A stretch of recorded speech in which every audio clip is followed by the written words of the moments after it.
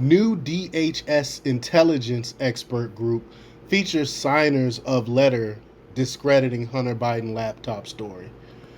Of course, of course, they would continue to work in government because they were following orders when they signed that letter, knowing that it was a lie, that the laptop was Russian disinformation. Of course, that they were the Biden administration would hire them to work in intelligence again because they are part of the deep state, and the deep state protects its own, and so now they got more work to do for the deep state. But before we get started, go to hit that like button, share this out so we get this information out there. Subscribe if you're not already a subscriber, and hit that alarm bell so you know when I'm putting out new stuff.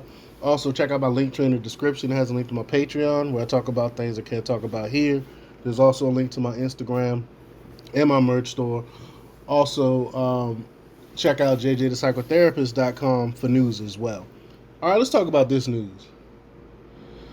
Several individuals who had previously worked in intelligence roles and had signed a controversial letter dismissing a report about President Joe Biden's son's laptop as Russian disinformation are now set to be part of a new advisory group established by the U.S. Department of Homeland Security. On Tuesday, Homeland Security Secretary Alejandro Mayorkas announced the creation of the Homeland Intelligence Experts Group. Like, we need more departments. Like, we need more intelligence stuff. I think this intelligence, so-called intelligence experts, are going to be pushing more government propaganda. That's what this is going to be about. I think this is probably has to do with, since we shut down their other minister of truth. This is going to be this is just a repackaged type of ministry of truth is what I think is going on here. But this group's purpose is to convene 4 times a year to offer input on some of the most complex issues the agency faces, including terrorism, the opioid crisis, cross-border concerns, and emerging technology. The composition of the group comprises former high-ranking intelligence officials, journalists, and prominent advocates for human rights and civil liberties, as stated by Secretary Mayorkas. Some of these individuals are recognized for their efforts to discredit the New York Post stories regarding Hunter Biden's laptop in the run-up to the 2020 presidential election. The public letter dated October 19, 2020 emerged just 5 days after the New York Post published its initial article about emails, photos, and videos discovered on a laptop allegedly abandoned by Hunter Biden. But I say allegedly, but we know for a fact that it was abandoned by Joe Biden. It's a fact now at a Delaware repair shop. In the letter, 51 former intelligence officials asserted that this story exhibited characteristics consistent with Russian information warfare or Russian disinformation. The media widely reported on this letter, leading to endorsements from prominent Democrats who sought to challenge the expose.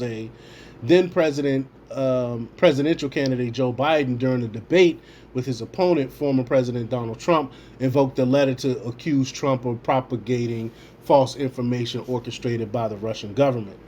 Subsequently, the credibility of the letter eroded, particularly after former acting director of the CIA, Mike Morrow, testified before Congress, indicating that Anthony Blinken, who was advising the Biden campaign at the time and is now the Secretary of State, played a role in orchestrating the letter to aid Vice President Biden in the debate. I mean, this is despicable. This is despicable that our so-called intelligence community leaders will actually sign something like this that they knew was false.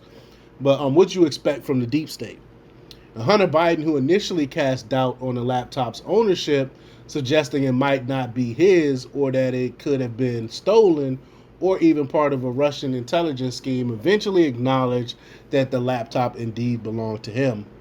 Among the 51 signatories of the laptop letter, 3 are now joining Secretary Mayorkas' expert group: former CIA Director John Brennan, former National Intelligence Director James Clapper, and CIA operations officer Paul Colby.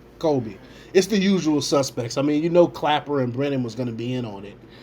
Secretary Mayorkas expressed his gratitude to these so-called distinguished individuals for their commitment to the critical mission of collecting, generating, and sharing actionable intelligence for the security of the American people, or to propagandize um, um, the American people. The expert group will operate under the guidance of Secretary of Intelligence and Analysis Ken Weinstein and counterterrorism coordinator Nicholas Rasmussen, both of whom also signed the letter regarding Hunter Biden's laptop. So that's two more people. Nicholas Rasmussen, who assumed his current position in November 2022, is one of the signatories who subsequently received senior roles in the Biden administration. Other signatories include Jeremy Bash, former CIA chief of staff, whom President Biden appointed to the Intelligence Advisory Board in August of the previous year, and Russell Travers, former deputy director of the National Counterintelligence Center, who served as deputy Homeland Security advisor for the National Security Council from January 2021 to October 2021. And David Buckley, another signatory of the laptop letter, who served as the former CIA Inspector General, later became the staff director for the House January 6th committee until its dissolution in January.